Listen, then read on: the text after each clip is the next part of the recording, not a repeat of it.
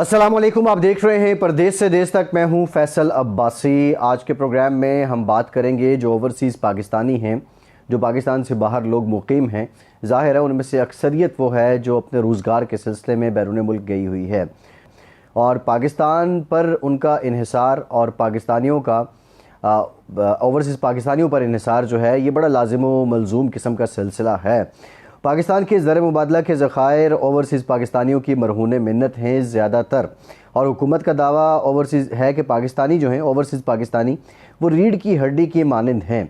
हमने ये भी देखा कि इमरान खान साहब की जो हुकूमत आई उन्होंने ओवरसीज़ पाकिस्तानियों के हुकूक से मुतालिक बहुत ज़्यादा ढिंढोरा पीटा, बहुत ज़्यादा उन्होंने अपने कारनामे गिनवाने की कोशिश की, और ओवरसीज़ पाकिस्तानियों में बड़ी तादाद ऐसी है, अक्सरियत ऐसी है जो इमरान खान की लीडरशिप को पसंद भी करते हैं। ज़र मुबादला के ज़खायर की बात की जाए कि उनके दौर में ज़र मुबादला के जो बहुत ज़्यादा ज़खायर जो हैं वो बढ़े, और उसमें जो रेमिटेंसेस का पाकिस्तान में आना, वो ओवरसीज़ पाकिस्तानियों का हुकूमत वक्त जो थी, पाकिस्तान तहरीक इंसाफ की जो हुकूमत थी उस पर एतमाद था। इसी तरह हुकूमत की जानिब से कुछ इनिशिएटिव थे जिनमें रोशन डिजिटल अकाउंट था, उसको लेकर कितने मुतमईन रहे ओवरसीज़ पाकिस्तानी। लेकिन कुछ मसाइल जूं के तूं रहे, जो लिटिगेशन के मसाइल रहे होते हैं ओवरसीज़ पाकिस्तानियों के, जायदादों पर कब्ज़े के हैं, फिर फैमिली कोर्ट्स के मैटर्स हैं, इनमें जो पाकिस्तान का निज़ाम इंसाफ है उसकी वजह से ओवरसीज़ पाकिस्तानी उसी तरह सफ़र करते रहे तहरीक इंसाफ के दौर हुकूमत में भी, जिस तरह वो उससे पहले की हुकूमतों में करते थे। मौजूदा शहबाज शरीफ और उनके इत्तेहादियों की हुकूमत से ओवरसीज़ पाकिस्तानियों की तवक्कुआत क्या हैं?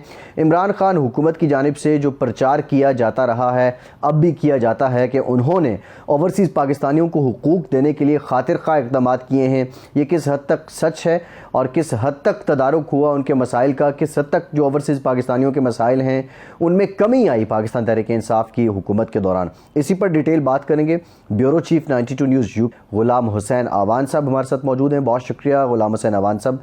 नईम अब्बासी नक्शबंदी साहब हैं, chairman overseas Pakistani welfare foundation हैं, बहुत शुक्रिया नईम अब्बासी साहब। असलम शेख साहब हैं, माहिर क़ानून हैं, इंटरनेशनल लॉ पे बड़ी इनकी गिरफ्त है, बहुत शुक्रिया असलम साहब आपके वक्त का। और अदील असगर साहब भी हमें ज्वाइन करेंगे, वो भी माहिर क़ानून हैं। गुलाम हुसैन आवान साहब, यहाँ बहुत सी बातें हुई। पाकिस्तान तहरीक इंसाफ ने क्लेम किया कि उन्होंने ओवरसीज़ पाकिस्तानियों को वोट का हक़ भी दिया, रोशन डिजिटल अकाउंट की बात हो रही है, ओवरसीज़ पाकिस्तानी जो कमीशन है उसको फ़ाल किया, उसकी कारकर्दगी की बात हो रही है। ये बहुत बड़े बड़े बलंग व बांग दावे हैं जो पाकिस्तान तहरीक इंसाफ के लोग करते हैं कि उन्होंने अपने दौरे हुकूमत में ये किया, लेकिन हकीकत क्या है? क्या इन दावों के बरक्स अमली इक़दाम हुए, उससे ओवरसीज़ पाकिस्तानियों को रिलीफ मिला? बहुत शुक्रिया आपका। देखें, रोशन डिजिटल अकाउंट बिल्कुल इस गवर्नमेंट का बहुत अच्छा, जो इमरान खान हुकूमत इसका बहुत अच्छा इनिशिएटिव था, लेकिन उसका भी डायरेक्टली जो फ़ायदा है वो हुकूमत पाकिस्तान को है, वो वहाँ के पाकिस्तान को है। ओवरसीज़ पाकिस्तानी इस पर कंट्रीब्यूट करते हैं लेकिन उनको उसका फ़ायदा नहीं है। इसी तरह जो उन्होंने वोटिंग राइट दिया था उसका भी अल्टीमेटली जो वोटिंग जो वोट पड़े थे उनका भी वहाँ पर जो बैठे हुए हमारे पार्लियामेंटेरियंस यहाँ हुकूमत है उनको फ़ायदा था। ओवरसीज़ पाकिस्तानियों को रिलीफ या इस तरह का उसमें फ़ायदा नहीं था। अगर हम ये मसाइल की बात करें तो ओवरसीज़ पाकिस्तानियों के जो मसाइल हैं उन्हें हल करने के लिए मैं कहूँगा कि अभी तक किसी भी हुकूमत ने संजीदा कोशिश नहीं की, चाहे वो पीटीआई की गवर्नमेंट हो, चाहे वो पीपल्स पार्टी की हो, चाहे वो नून लीग की हो। सब ने अपना मकासद ज़रूर हासिल किए हैं, अपने फ़ायदे ज़रूर हासिल किए हैं। उन्होंने हमें जो है वो रीढ़ की हड्डी करार देकर हमें पाकिस्तान ओवरसीज़ बहुत बड़ा असासा ज़रूर करार दिया है, इस तरह के हमें लॉलीपॉप्स दिए हैं, लेकिन जो हमारे मसाइल हैं उनके हल के लिए कोई मैं कहूँगा ठोस इक़दाम नहीं किए गए। अदारे बनाए गए, नए नए कमीशन बनाए गए, नए नए ग्रीवेंसेस सेल बनाए गए, सब कुछ किया, लेकिन लोगों के मसाइल जो है वो जो के हुआ, क्योंकि हम चूँकि पहला चैनल है 92 न्यूज़ जिसने ओवरसीज़ के मसाइल हल करने के लिए बाकायदा जो है वो प्रोग्राम शुरू किए, लोगों के मसाइल उजागर किए। सिर्फ खाली ये मसाइल नहीं है कि लोगों की जायदादों पर कब्जे होते हैं, इसके अलावा मसाइल है, लोगों के छोटे छोटे लिटिगेशन के मामला हैं वो लटके हुए हैं, FIA के अंदर मामला हैं, लोगों के पासपोर्ट के हैं, ID कार्ड के, बहुत सारे मसाइल लोगों के, लेकिन ऐसा मैकेनिज्म नहीं होता।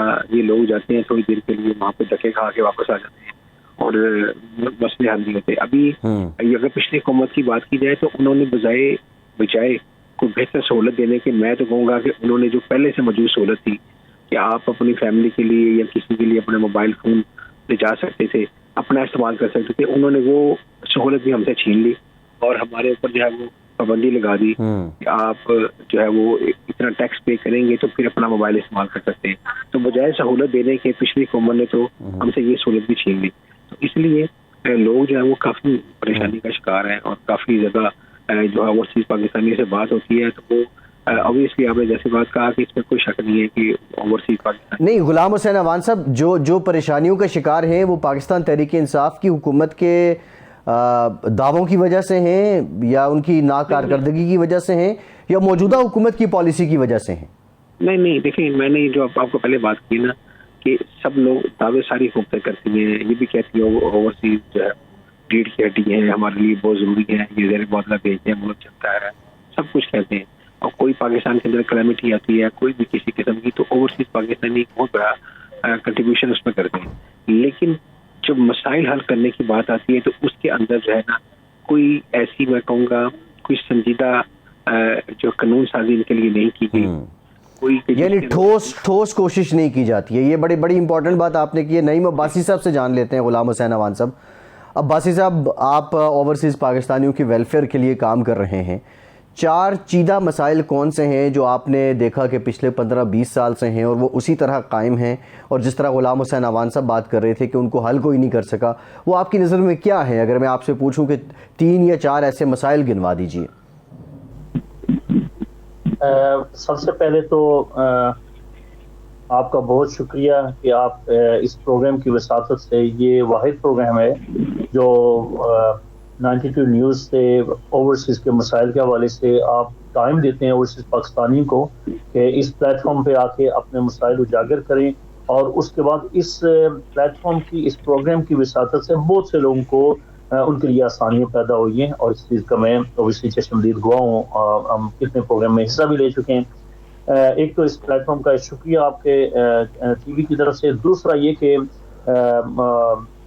جو آپ نے مسائل کا ذکر کیا اس حوالے سے میں 2-3 گزارشات ہیں. کچھ تلخ حقائق ہیں جو کہ بہت کم بیان کیے جاتے ہیں اور میں چاہوں گا کہ جو سچی بات ہے وہ کر دینی چاہیے. دیکھیں جی، اوورسیز پاکستانیز جو ہیں وہ نو ڈاؤٹ کہ پاکستان کے ساتھ، خواجہ پاکستان کے ساتھ، اپنی مٹی کے ساتھ بہت محبت کرتے ہیں. اور ہو کیا رہا ہے کہ عرصہ دراز سے 2 دہائیوں سے ہم دیکھ رہے ہیں یہاں پہ کہ جتنے بھی مسائل ہوتے ہیں وہ جائیدادوں کے بہت زیادہ مسائل ہیں. ہر چوتھے 5ویں بندے کو جو ہے وہ جائیدادوں کے مسائل ہیں. اٹارنی جو ہے اٹارنیز دی گئی ہیں وہاں پہ، یا کسی عزیز کو کہا گیا کہ آپ یہ جائیداد بائے کریں ہمارے نام پہ، اور اس کے بعد ان کو مسائل شروع ہوئے. قبضہ مافیا، لینڈ مافیا کے حوالے سے سیریس قسم کے مسائل ہیں. سیکنڈلی ہماری جو جھوٹے مقدمات، جو یہاں سے لوگ جاتے ہیں بیچارے پورا سال محنت مزدوری کر کے 4 ہفتوں کے لیے اپنے بچوں کو، جو اپنی نئی نسل کو وہاں پہ لے کے جاتے ہیں کہ وہ جو رشتہ ہے وہ اپنے ملک سے نہ ٹوٹے، وہ 4-6 ہفتوں کے لیے جاتے ہیں، ان کو وہاں پہ جعلی جھوٹے مقدمات میں پھنسا دیا جاتا ہے. اس کے بعد جو وہاں پر جو ایئرپورٹ پہ جاتے ہیں تو وہاں سے ان کا امتحان شروع ہو جاتا ہے، اور وہ جو 4-6 ہفتوں کے لیے چھٹیوں پہ جاتے ہیں ان کی تخفیف کر کے واپس بھاگ آتے ہیں. اب اس میں 2-3 چیزیں جو بہت اہم ہیں. ہمارے پاس اوورسیز فاؤنڈیشن ہے، اوورسیز پی ایم سیل تھا یہ، اور اس کے بعد اوورسیز کمیشن ہے. اوورسیز کمیشن 2014 میں بنا. ابھی موجودہ جو ہمارے پرائم منسٹر ہیں اس وقت سی ایم تھے، انہوں نے وہ سیل بنایا. بگننگ میں اس کی جو قانون سازی کے ذریعے بنایا، اس میں ایک ہمارے شہید ڈی آئی جی کیپٹن مبین زیدی تھے. جب تک وہ رہے بہت اچھا انہوں نے اچھے طریقے سے کمیونٹی کو، پولیس کے حوالے سے، ریونیو کے حوالے سے بڑے لوگوں کو فیسیلیٹیشن ملی. بعد میں بھی جو اس حکومت میں بھی بنا، اس میں بھی جو وی سی آئے، انہوں نے بھی اپنی طرف سے کوشش کی. مگر جو تلخ حقیقت اور جو ستم ظریفی ہماری اوورسیز کی دیکھیں کہ جو بھی آفیسرز، میں معذرت کے ساتھ میں بڑی وثوق سے اور بڑی ذمہ داری سے بات کر رہا ہوں فیصل عباسی صاحب جی، کہ جو بھی آفیسرز اوورسیز کمیشن میں لگائے جاتے ہیں وہ تمام پنجاب یا جو بھی ڈسٹرکٹ پولیس میں ہوں یا ریونیو میں، وہ جو کھڈے لائن او ایس ٹی بنائے جاتے ہیں وہ آفیسرز وہاں پہ بٹھا دیے جاتے ہیں. وہ بیچارے پورے ڈسٹرکٹ، اب پنجاب کی 36 اضلاع ہیں، اس میں ڈپٹی کمشنرز بھی ہیں اور ڈی پی اوز اور سی پی اوز بھی ہیں. اب وہاں پہ جو گریڈ 18 یا 19 کے ایس ایس پی جو ڈائریکٹر پولیس لگائے جاتے ہیں، یا ریونیو کے جو لگائے جاتے ہیں آفیسر، وہ اپنی طرف سے پورے اضلاع میں کوآرڈینیٹ کر کے کام کے لیے کوششیں کرتے ہیں. اور بیسیکلی ہم نے ان سب اداروں کو، یہ مثال دیکھ لیں اور یہ بھی، ان کو ہم نے ڈاکخانہ بنایا ہوا ہے، اس میں کوئی پاورز نہیں ہے ڈائریکٹ. وہ بھی وہاں کی پولیس ڈپارٹمنٹ ملتے کر کے کام کر رہے تھے. کسی کا ہو جائے تو اس کی لاکھ نہ. میں خود 2.5 سال اوورسیز کمیشن پنجاب کا. صحیح ہے عباسی صاحب، ذرا اس پہ ہم آئیں گے، اوورسیز پاکستانی کمیشن کے کردار پہ بھی آئیں گے. جو دیگریز ہیں جو کچھ حکومت کے ماتحت ہیں، کچھ انڈیپینڈنٹ کام کر رہی ہیں بیرون ملک مقیم پاکستانیوں کی فلاح کے لیے. بظاہر ان کا نعرہ تو یہی ہے، لیکن حقیقتاً وہ ڈیلیور کتنا کر رہی ہیں. ایک بریک کے بعد بات کرتے ہیں، ہمارے ساتھ رہیے.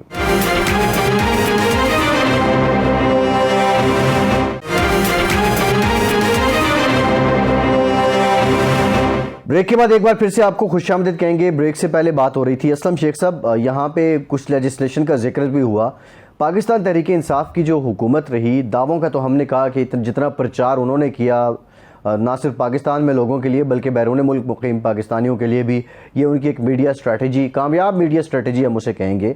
لیکن اصل میں آپ کیا سمجھتے ہیں قانونی حوالوں سے، لیجسلیشن کے حوالوں سے پاکستان تحریک انصاف کی حکومت اوورسیز پاکستانیوں کو ڈیلیور کرنے میں یا ایسے قانون بنانے میں جن سے ان کے مسائل کم ہوں، حل ہوں یا ان کو ریلیف ملے، کس حد تک کامیاب ہوئی؟ جی بہت شکریہ. سب سے پہلے تو بنیادی طور پر ہمیں یہ سمجھنے کی ضرورت ہے کہ اوورسیز پاکستانی یہ کون لوگ ہیں جن کے لیے حکومت پاکستان کچھ نہیں کر رہی. جو بھی گورنمنٹ نہیں آتی ہے وعدے دعوے کرتی ہے. تو سب سے پہلے بنیادی سوال یہ سمجھنے کے لیے ہے کہ یہ اوورسیز پاکستانی ہے کون. یہ اوورسیز پاکستانی وہ لوگ ہیں جن کو ہماری ریاست جو ہے بنیادی طور پر رزق فراہم کرنے سے قاصر رہی، انہیں جو جابز ہیں وہ پرووائڈ کرنے سے قاصر رہی. وہ رزق کی تلاش میں اپنا ملک چھوڑ کر، اپنے بیوی بچے، اپنے ماں باپ، بہن بھائی، اپنی سرزمین چھوڑ کر دوسرے ملکوں میں گئے اور وہاں پر انہوں نے اپنے لیے رزق کے ذریعے سے اپنا ایک انتظام کیا. دوسری وہ لوگ ہیں جن کو تعلیم دینے میں، معیاری تعلیم دینے میں ہماری ریاست ناکام رہی. پڑھنے کے شوقین تھے، پڑھنا چاہتے تھے، نوجوان تھے، کچھ کرنا چاہتے تھے. ان لوگوں نے بیرون ملک سفر کیا اور وہاں پر انہوں نے نہ صرف اپنے لیے تعلیم کا بندوبست کیا، اپنی جیب سے کیا، ریاست کچھ نہ کر سکی، اور اپنا وہاں پر کوئی نام اور مقام بنایا. تیسرے وہ لوگ انٹرپرینور یا وہ لوگ جو وہاں پر پڑھے اور وہاں پر انہیں پھر تعلیم کے بعد بھی انہیں کوئی روزگار حکومت دینے میں ناکام رہی. تو ان لوگوں نے بھی ایک مائیگرنٹ امیگرنٹ کی حیثیت سے بیرون ملک سفر کیا، اپنے لیے نہ صرف وسائل خود دریافت کیے بلکہ اپنی آئندہ نسلوں کے لیے بھی انہوں نے وہاں پر محنت کی. اب یہ دیکھا جائے کہ یہ وہ لوگ ہیں جن پر ریاست پاکستان جو ہے وہ کچھ نہیں کر رہی، نہ ان کے حقوق کے لیے، نہ ان کے جو ضروریات ہیں ان کے لیے، اور نہ ہی ان کا کوئی ایسا بندوبست کیا جا رہا ہے. اب بدقسمتی یہ ہے کہ ان کے لیے پراپر ڈیموگرافی بھی حکومت کے پاس موجود نہیں ہے کہ کس ملک کے اندر کتنے لوگ کیا کر رہے ہیں.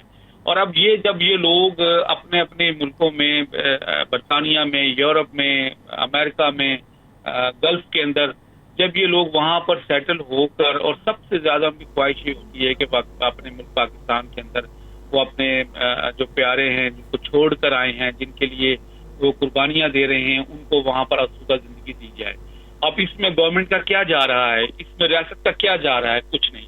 لیکن جو وہ ساری ریمیٹنس جو پاکستان بھیجتے ہیں وہ سیف نہیں ہے. وہاں پر اگر کوئی پراپرٹی اس آس میں خرید لیں کہ اگر ہم یہاں پر پردیش میں کتنا عرصہ گزاریں گے، اگر واپسی پاکستان ہوتی ہے تو ہمارے لیے ایک اچھا گھر ہو، اور اگر ہو سکے تو کوئی سلسلہ روزگار ہو جائے تاکہ ہم اپنا بڑھاپا یا اپنے آنے والے جو دن ہیں وہاں پر گزار سکیں، وہ محفوظ نہیں ہے.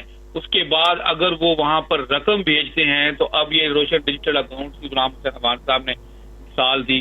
اب یہ ایک نیا چیک لگا دیا گیا ہے. اب آپ اس کو یہ سمجھیں کہ یہ ٹریپ ہے.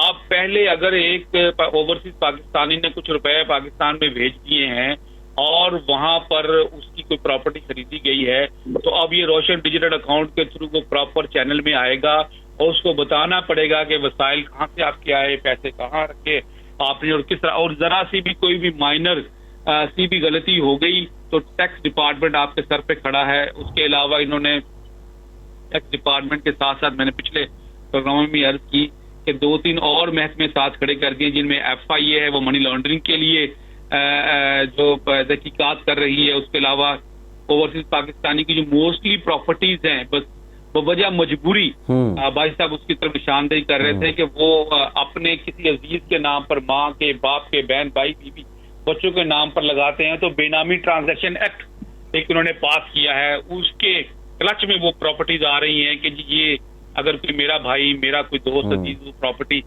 فار دا ٹائم بینگ اپنے نام پر رکھا کیونکہ اوورسیز پاکستانی باہر ہے ملک سے, تو ان سے یہ دریافت کیا جا رہا ہے. اصل کہنے کی وجہ مطلب یہ ہے کہ یہ ساری قربانی اوورسیز پاکستانی دے رہے ہیں اپنے لیے, اپنے ملک کے لیے. وہ یہاں پر دن رات محنت کرتے ہیں. اچھا شیخ صاحب یہ آپ نے جو معاملات ہائی لائٹ کیے ہیں, یہ جو آپ نے معاملات ہائی لائٹ کیے ہیں, روشن ڈیجیٹل کی آپ نے بات کی, آپ نے ریمیٹنس کی بات کی, آپ نے بے نامی ٹرانزیکشن ایکٹ کی بات کی, اس میں لیکن بہت سی باتیں تو یہ ہیں. ریمیٹنس تو انہوں نے بھیجنی ہے, پاکستان پیسہ تو بھیجنا ہے, تو اس میں کیا امر مانے ہے کہ اگر وہ پراپر چینل سے بھیج دیں تو اس میں کوئی مسئلہ ہوگا؟ منی لانڈرنگ اس ملک کے اندر کون کرتا ہے اور کیسے کرتا ہے یہ ڈھکی چھپی بات نہیں ہے. ایک مزدور جو گلف کے اندر مزدوری ساری عمر کر رہا ہے, وہاں سے اگر وہ چند ریال پاکستان میں بھیج رہا ہے اور ان پڑھ اور جاہل اور قانون ناواقفیت کی وجہ سے اگر اس سے کوئی غلطی ہو گئی, ایک ریمیٹنس اس نے نہ شو کی یا اوپر نیچے ہو گئی, کیا اس کی سزا یہ ہے کہ اس کے ماں باپ بہن بھائیوں کو ٹیکس آفس میں بلا کر ذلیل کیا جائے؟ کیا اس کی سزا یہ ہے کہ انہیں بتایا جائے کہ جی آپ اب آئندہ سے آپ کا اکاؤنٹ فریز ہو گیا ہے, آپ نے بتانا ہے, آپ کے اوپر یہ چارج لگے گا, اور اس کی شدید سزائیں ہیں. میں آپ کو سزائیں گنوانا شروع کروں تو آپ کو لگے گا دہشت گردی کی ساری سزائیں منی لانڈرنگ ایکٹ میں ڈال دی گئی ہیں اور بے نامی ٹرانزیکشن ایکٹ میں ڈال دی گئی ہیں.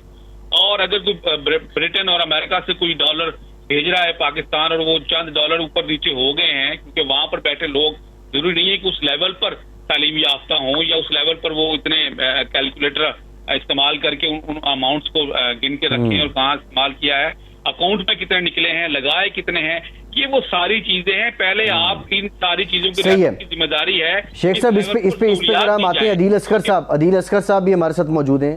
ٹھیک ہے, عدیل اصغر صاحب بھی ہمارے ساتھ موجود ہیں. عدیل اصغر صاحب, جو پاکستان میں اوورسیز پاکستانیوں کے لیے قوانین ہیں, آپ کیا سمجھتے ہیں یہ ان قوانین میں سقم ہے یا ان کی جو عمل درآمد کا طریقہ کار ہے اس میں کہیں نہ کہیں بدنیتی شامل ہوتی ہے؟ بہت شکریہ جی, آپ نے مجھے چانس دیا بات کرنے کا. پہلے نمبر پر تو جو 92 چینل ہے یہ ہمیشہ سے اوورسیز پاکستانیوں کی آواز بنا ہے, ان کے مسائل کی آواز بنا ہے. اور ود ڈیو رسپیکٹ میں ایک بات کر دوں کہ اوورسیز پاکستانیوں کے جو معاملات پاکستان کے اندر ہیں وہ کوئی ایسا نہیں ہے کہ ان کے اوپر جو ہے وہ رحم کیا جائے یا وہ قابل صرف لوگ ہیں.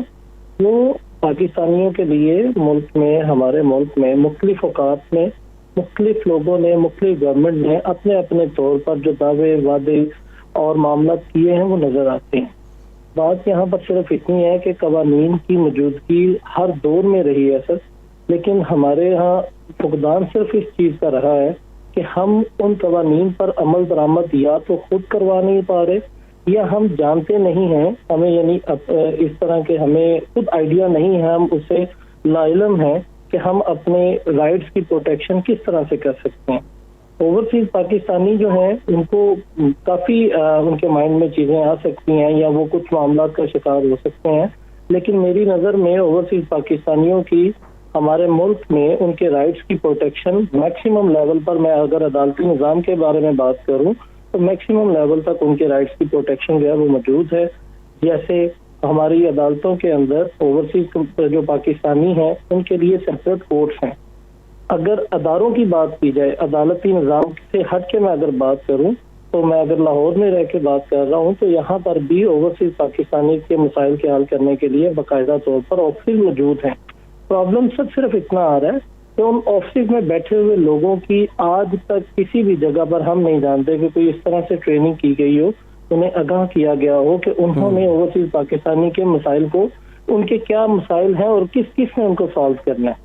اگر اوورسیز پاکستانیوں کے پراپرٹی سے ریلیٹڈ معاملات ہیں جن کو ڈپٹی کمشنر صاحب سے ریلیٹڈ ہوں تو ایک ڈپٹی کمشنر جو ایک ڈسٹرکٹ میں موجود ہیں ان کے پاس اوورسیز پاکستانی کے مسائل بھی جا رہے ہیں اور ان کے پاس جو پاکستان کے اندر لوگ ہیں ان کے مسائل بھی جا رہے ہیں. تو ان کے پاس جو آفس ورک ہوتا ہے اس آفس ورک کے دوران, اس ٹائمنگ کے دوران وہ شاید ان معاملات کو پورا نہ کر سکے. ہاں ضرورت اگر ہے تو اس چیز کی سر ضرورت ہے کہ ان کے لیے باقاعدہ طور پر ایک سیپریٹ آفسز جو ہیں وہ قائم کیے جائیں. نہیں, اس میں تو عدیل صاحب دیکھیں نا, آپ کا جو آرگومنٹ ہے اس میں کنٹرڈکشن یہ ہے کہ آپ کہہ رہے ہیں ادارے موجود ہیں, سیل موجود ہیں, اور اس میں جو لوگ کام کر رہے ہیں وہ ان کی صلاحیت پہ سوال اٹھتے ہیں. حضور, ادارے تو ہوتے ہی افراد کے ساتھ ہیں نا. اگر ایک بلڈنگ آپ بنا دیں اس میں کام کرنے والا کوئی نہ ہو تو پھر وہ ادارہ کیسے رہے گا؟ یہ بات یہ ہے کہ قوانین موجود ہیں, ان پر عمل درآمد کی ضرورت ہے, اور اس کے ساتھ ساتھ جنہوں نے عمل درآمد کروانا ہے, یعنی اگر میرا کوئی گریوینس ہے تو مجھے خود بھی, اگر میں لا علم ہوں تو مجھے اس چیز سے آگاہ کرنے کے لیے بھی سب جو لوگ ہیں وہ پراپر ان کی اس طرح سے ٹریننگ ہونی چاہیے کہ وہ مجھے بتا سکیں, مجھے فیسیلیٹیٹ کر سکیں, نہ کہ ان لوگوں کی اپنی ہی ٹریننگ اس طرح سے نہ ہو کہ وہ مجھے کچھ آگاہ کر سکے. اور یہ ایک الارمنگ کنڈیشن جو سچویشن وہ صورت پر یہ ہے کہ یہاں ہمارے جو سرکاری ملازمین ہیں ہم انہیں بغیر ٹریننگ کے آفس میں دے رہے ہیں, آفس میں بٹھا رہے ہیں. صحیح ہے, ٹھیک ہے. یہ عدیل صاحب آپ کا پوائنٹ آ گیا. ایک بریک لیتے ہیں, بریک کے بعد جب آئیں گے گفتگو کا سلسلہ یہیں سے جوڑیں گے. ہمارے ساتھ رہیے.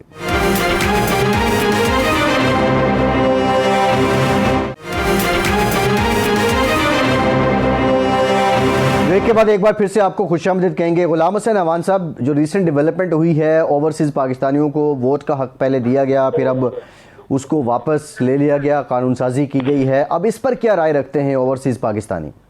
دیکھیں, اس پہ بھی ملا جلا رد عمل ہے, لیکن جہاں تک پی ٹی آئی کے ورکرز ہیں, پی ٹی آئی کے فالوورز ہیں, اوبیسلی وہ تو خوش نہیں ہے اس بات کے اوپر, اور ان کا تو کہنا ہے کہ ہمیں ووٹ کا حق جو ہے وہ جو دیا گیا تھا وہ چھین کے ہم سے زیادتی کی گئی ہے.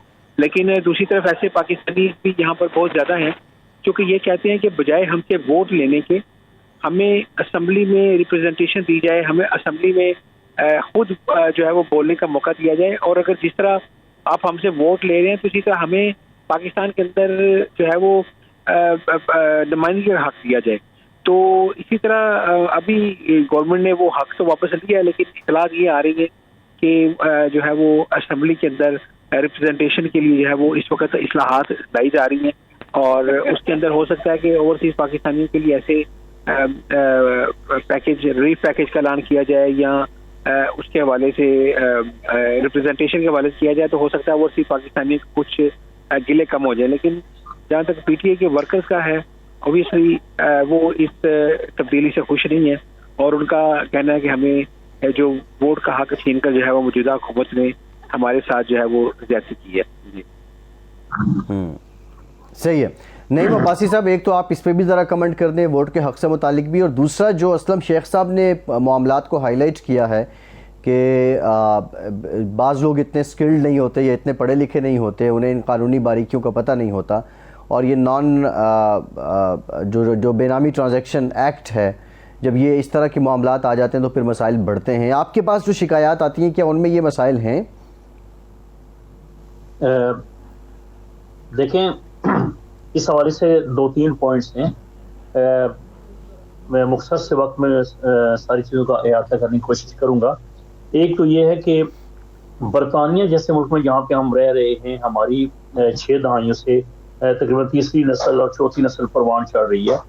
یہاں پر ہمارے ووٹ کا حق, ہم پاکستانی ہو کے اوورسیز پاکستانی جو نیشنل ہیں, ہمارے 11 ممبر ہاؤس آف لارڈز ہیں, 15 ممبر آف پارلیمنٹس ہیں, راؤنڈ اباؤٹ 400 کے لگ بھگ تقریباً کاؤنسلرز الیکٹڈ ہیں ہمارے پاکستانی کشمیری, اور اس کے بعد جو ہے وہ ہمارے پروفیشنلز. اور اگر ہمیں یہاں پہ پارلیمنٹ تک ہمیں ایکسیس دی گئی ہے اور ہم یہاں پہ اپنی اوورسیز پاکستانیز کام کر رہے ہیں, کوئی ڈسکریمنیشن نہیں ہے, تو ہمیں اپنے ملک کے اندر کیونکہ ہم پاکستانی ہیں اور پھر ہمارے پاس کوئی دوسری جو ہے وہ نیشنلٹی ہے, تو کیونکہ ہمارے تمام اوورسیز کے دل پاکستان کے ساتھ رکھتے ہیں, کیونکہ ہماری ساری کمیونٹی, ہماری جو فیملی رشتہ دار وہاں پہ ہیں, اور یہاں پہ ہر پاکستانی پاکستان میں اپنے گھر کے علاوہ 2, 3, 4 اور حسب توفیق کتنے گھروں کے چولہے جلا رہا ہے وہاں پہ.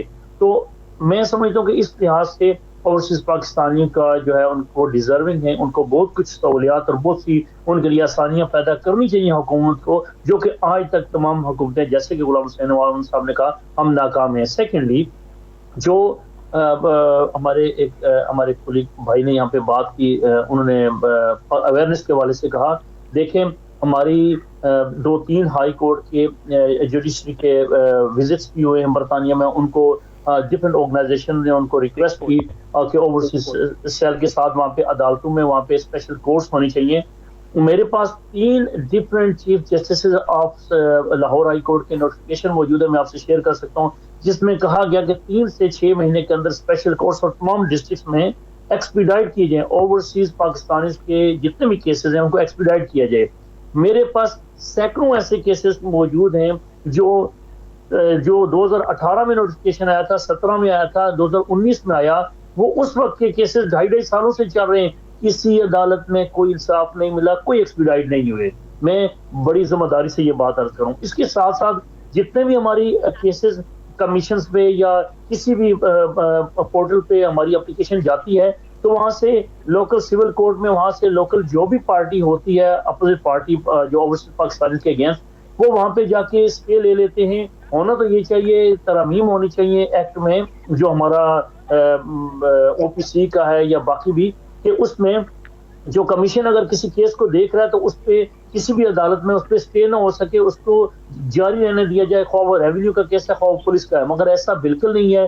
اس پہ جب اسٹے لے لیا جاتا ہے تو وہی کیس سالوں پہ محیط ہو جاتا ہے. جو آپ نے بینکنگ کے حوالے سے بات کی ہے، میں دیکھیں جہاں تک حکومت ایک ریاست یا حکومت جو ہے وہ کوئی بھی انلیگل ایکٹیویٹی یا کوئی غلط کام ہو رہا ہے تو ضرور قانون سازی ہونی چاہیے، اس کو روکنا چاہیے. مگر جو ایک اچھے پازیٹیو کاز کے لحاظ سے ہماری کتنی برطانیہ سے کتنی چیریٹیز وہاں پہ کام کر رہی ہیں، کتنے ادارے کام کر رہے ہیں، اگر وہ ہماری ویلفیئر کے لیے کام کرنا چاہ رہے ہیں، میرے پاس کتنے ہماری جو نئی نسل ہے، ہمارے پاس جو ہماری نئی نسل ہے یہاں پہ، یہ لوگ اب ان ناروا سلوک کی وجہ سے اور ان جو وہ دیکھتے ہیں کہ اپنے آباء و اجداد کے جو کیسز ہیں، پراپرٹیز پہ قبضے ہیں، پولیس کی جھوٹی ایف آئی آرز ہیں، ان سے تنگ آ کے ناروا سلوک کی وجہ سے وہ مڈل ایسٹ میں، ترکی میں، مڈل ایسٹ میں اور دوسرے یورپ میں وہ انویسٹمنٹ کر رہے ہیں. وہ پاکستان میں انویسٹمنٹ کرنے کے جو ہے وہ حق میں ہی نہیں ہے. تو ہم نے اس چیز کو یہ بڑا امپورٹنٹ پوائنٹ ہے آپ کا نعیم عباسی صاحب. یہ آپ نے بہت امپورٹنٹ بات آپ نے کی ہے. جو انسٹیبلٹی ہے، خواہ وہ پولیٹیکل ہو، خواہ وہ لیگل حوالے سے ہو یا کسی بھی حوالے سے، وہ انسٹیبلٹی اب ان کو اس جانب راغب ہی نہیں کر رہی ہے. اسلم شیخ صاحب، ایک تو آپ کے کمنٹس اوورسیز پاکستانیوں سے ووٹ کا رائٹ واپس لینے کا فیصلہ، اور اگر صرف ووٹ کا رائٹ لے کے ان کو نمائندگی دے دی جائے پارلیمنٹ میں تو اس سے یہ توازن آ جائے گا، ان کے مسائل حل ہو پائیں گے. اس پر آپ کی کیا رائے ہے؟ اور دوسرا، یہ جو انسٹیبلٹی کی بات کر رہے ہیں اور یہ ایک دائمی انسٹیبلٹی ہے کہ لوگ، ہمارے یہاں تو دیوانی کیس کے بارے میں کہتے ہیں کہ دادا شروع کرتا ہے تو پوتا جب بوڑھا ہو جائے تب آ کے ختم ہوتا ہے. تو یہ آپ نہیں سمجھتے کہ اس ملک کی معیشت کو مزید کمزور کریں گے اس طرح کے معاملات اگر حل نہ ہوئے تو؟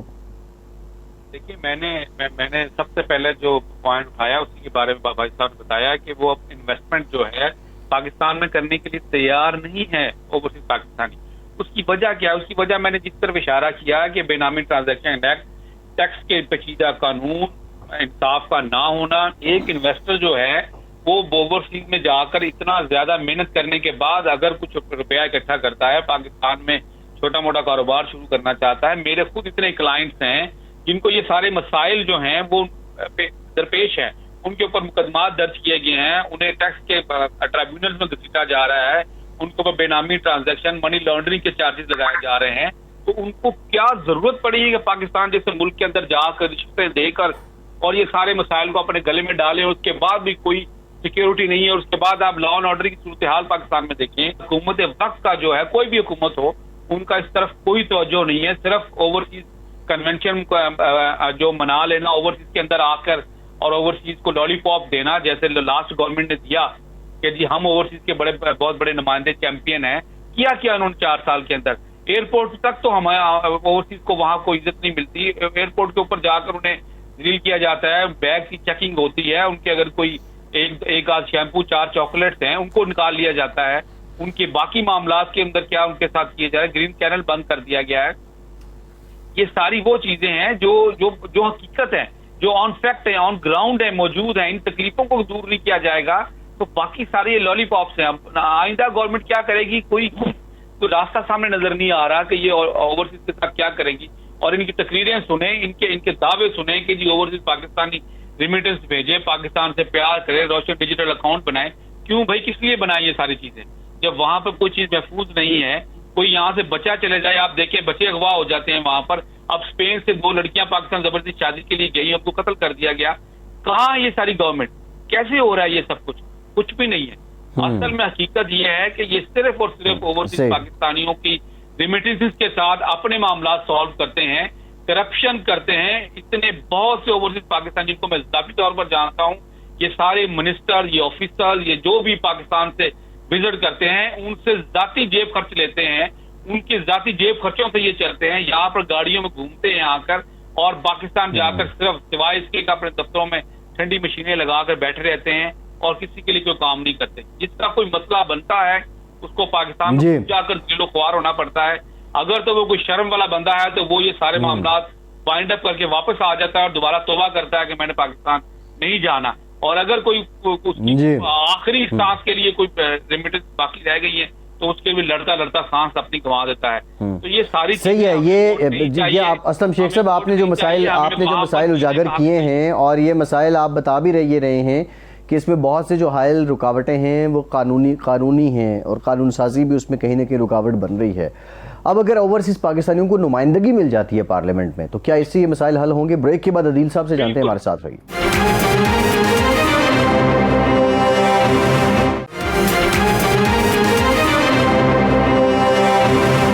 بریک کے بعد ایک بار پھر سے آپ کو خوش آمدید کہیں گے عدیل صاحب. بریک سے پہلے آپ نے اسلم صاحب کی بات سنی. اب یہ مسائل تو ہیں, اور جیسا کہ آپ نے پہلے بھی کہا کہ جو اداروں میں بیٹھے لوگ ہیں ان کی اہلیت پہ بھی, سرکاری افسران پہ بھی بہت زیادہ سوال اٹھتا ہے. اگر پارلیمنٹ میں نمائندگی مل جاتی ہے, خواہ وہ ریزرو سیٹس پہ ہو یا اس کا کوئی میکینزم طے کر لیا جائے, تو 1-2 نشستیں یا 4-5 نشستیں ان کی مختلف پارلیمنٹس میں ہوں اوورسیز پاکستانیوں کی, تو آپ سمجھتے ہیں عدیل صاحب کہ اس سے یہ مسائل حل ہو جائیں گے؟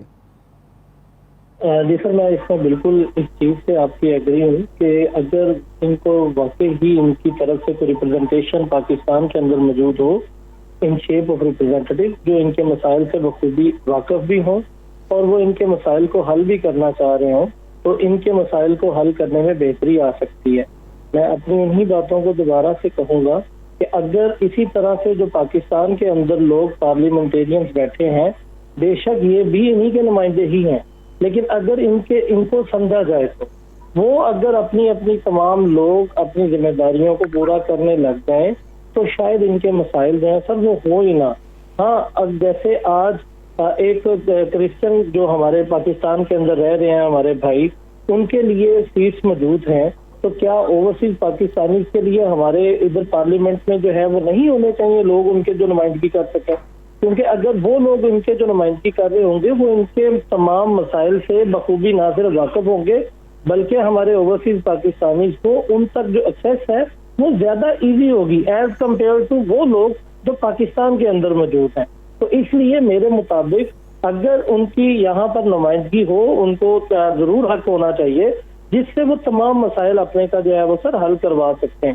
کیونکہ یہ وہ لوگ ہیں ہمارے اوورسیز جو ہیں, یہ میرے مطابق یہ ایک پاکستانی اور ایک مسلمان ہونے کی جو ذمہ داری ہے اس کو پوری طرح نبھا رہے ہیں. کیونکہ جو یہ ایک نہ صرف اپنے گھر والوں کی ذمہ داری پوری کرتے ہیں, بلکہ جو وہاں پر ارننگ اپنی کر رہے ہیں, جو محنت کر رہے ہیں, اور اس سے جو اپنے پاکستان میں پیسے بھیجتے ہیں اس سے وہ اپنے گھر والوں کی بھی ذمہ داریوں کو پورا کرتے ہیں, اور اس کے ساتھ ساتھ وہ پاکستان کو بھی اس کا بینیفٹ جو ہے وہ دیتے ہیں.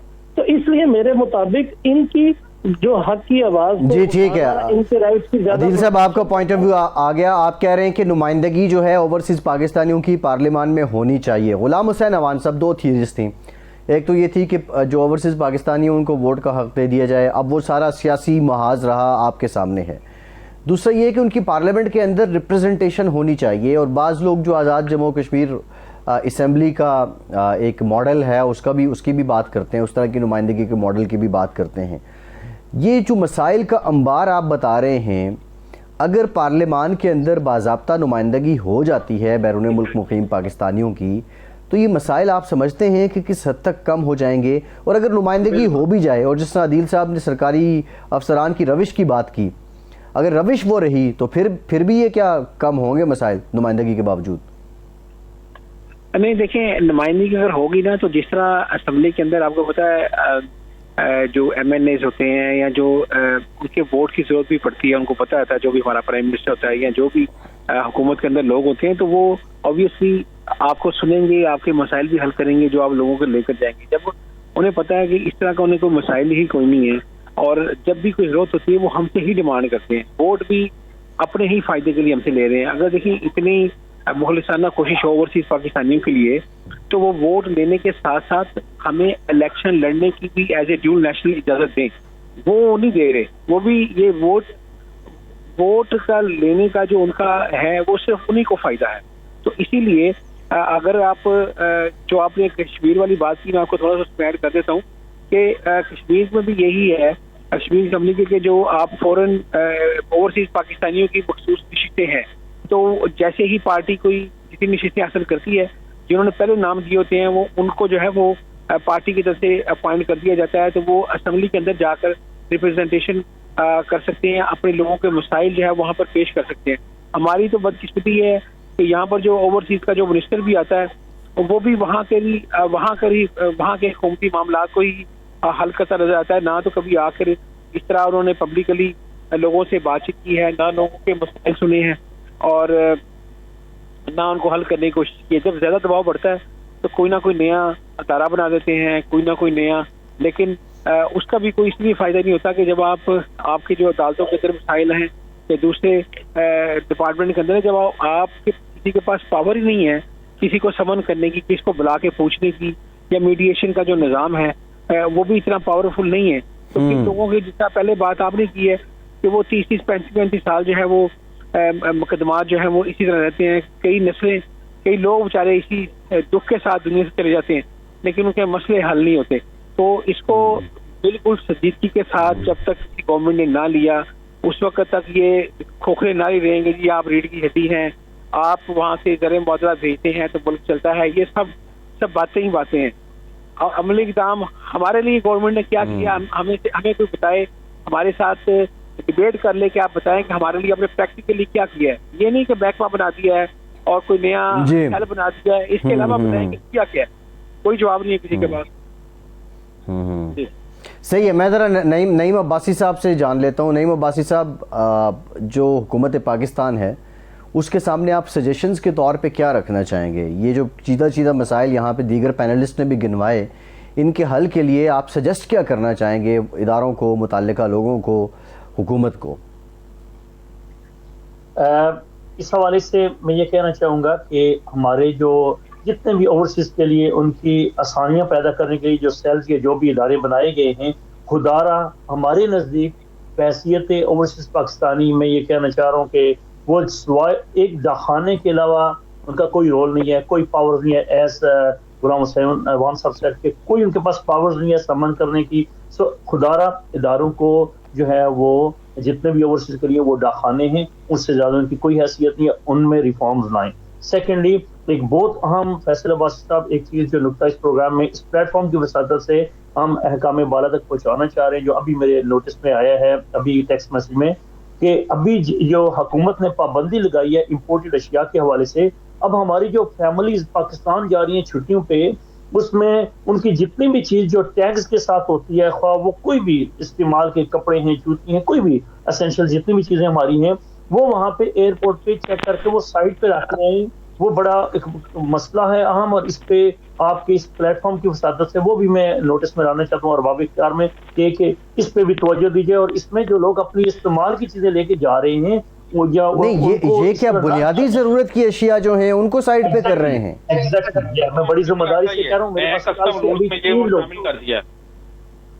ہاں. تو اس میں دیکھیں نا، اگر میں اپنی فیملی کے ساتھ یا ہمارا کوئی بھی اوورسیز پاکستانی جا رہا ہے، وہ اپنا کپڑا، جوتی، تحفہ، طائف فیملی کے لیے لوگ لے کے جا رہے ہیں، جو کہ ہمیشہ لے جاتے تھے. تو اس میں اس پہ کوئی پابندی نہیں ہونی چاہیے. اس کے لیے تھوڑی سی کیٹیگوریکلی اس کو تھوڑا سا ڈیفائن کر دیں کہ کیا کیا چیزیں اس میں آتی ہیں. اس میں ہماری ذاتی چیزیں جو ہم وہاں پہ پہننے کے لیے لے جائیں وہ تو نہیں پابندی ہونی چاہیے. اس کے ساتھ ساتھ ذرائع کا کہنا ہے کہ ہماری 5 کے لگ بھگ نشستیں جو ہیں اوورسیز کے حوالے سے جو رکھی جا رہی ہیں، آج سے پہلے جتنی بھی تعیناتی ہیں جس گورنمنٹ نے کی ہیں وہ سب سفارشی ہوتی ہیں. ان لوگوں کا جو تعینات کیے جاتے ہیں ہماری اوورسیز کمیونٹی میں ان کا کوئی کام نہیں ہوتا، ان کا دور دراز سے بھی ہمارے مسائل کا تعلق ہی نہیں ہوتا، وہ ان سے نابلد ہوتے ہیں. تو یہ ظلم بھی آئندہ نہ کیا جائے تو ان کی بڑی مہربانی ہوگی، کیونکہ اب بہت عرصہ ہم جس طرح میرے احباب نے کہا کہ ہم ریڑھ کی ہڈی ہیں، ہمارے دل بالکل پاکستان کے ساتھ دھڑکتے ہیں، مگر خدا را اداروں سے یہ گزارش ہے کہ ان کے لیے کوئی آسانیاں پیدا کرنے کے لیے کوئی ایسے نئی چیزیں کریں، قانون سازی کریں. عدلیہ کے حوالے سے کوئی ریلیف نہیں ہے. کشمیر میں جو آپ بتا رہے ہیں، ہمارے عوام صاحب نے جو بتایا کہ مخصوص نشست ہے اوورسیز کی، مگر آج تک وہاں سے بھی میں نے ابھی ریسنٹلی ہماری آرگنائزیشن نے لیٹر لکھا ہے نئے پی ایم صاحب کو کہ کشمیر میں بھی اوورسیز کا سیل ہو، کہ بہت بڑی تعداد میں کشمیر کمیونٹی ہماری اوورسیز میں بالخصوص برطانیہ میں مقیم ہے. تو جو وہ بھی پہلے بھی جو ہوتے ہیں ان کے منسٹرز جو اوورسیز کے حوالے سے کچھ کام نہیں ہے. ابھی بھی جو گورنمنٹ میں اوورسیز کے حوالے سے جو نشستیں کریٹ ہوئی ہیں، بلیو می کوئی بھی کمیونٹی کا کوئی کام اس پلیٹ فارم سے نہیں ہوا. ہاں جو ہمارے کاؤنسلرز اور ہائی کمیشنز ہیں، اس میں نادرا پاسپورٹ ویزا جو ہمارے بنیادی مسائل ہیں، بھائی صاحب ہمارے یہاں پہ کوئی بھی ایسا مسئلہ نہیں ہے کہ کسی کا جو ہے وہ بجلی کے کھمبے لگانے ہیں یا ہماری گڑیاں اسٹریٹس پلانی ہے، وہ تو یہاں کی گورنمنٹ نے کیا ہوا ہے. چھوٹے چھوٹے مسائل ہیں، NADRA passport visa attorney attestation, وہ ہمارے جو یہاں کے سفارت خانے ہیں. عباسی صاحب actually we are running out of time, ہمارے پاس ٹائم ختم ہو گیا ہے. آنے والے دنوں میں انہی مسائل پہ انشاءاللہ پوری ذمہ داری کے ساتھ مزید پروگرام کریں گے. اس میں آپ دوستوں کو احباب کو شرکت کی دعوت بھی دیں گے اور یہ مسائل ہم اجاگر کرتے رہیں گے. نعیم عباسی صاحب، اسلم شیخ صاحب، عدیل صاحب اور غلام حسین اوان صاحب، تمام مہمانوں کا بہت شکریہ. اجازت دیجیے.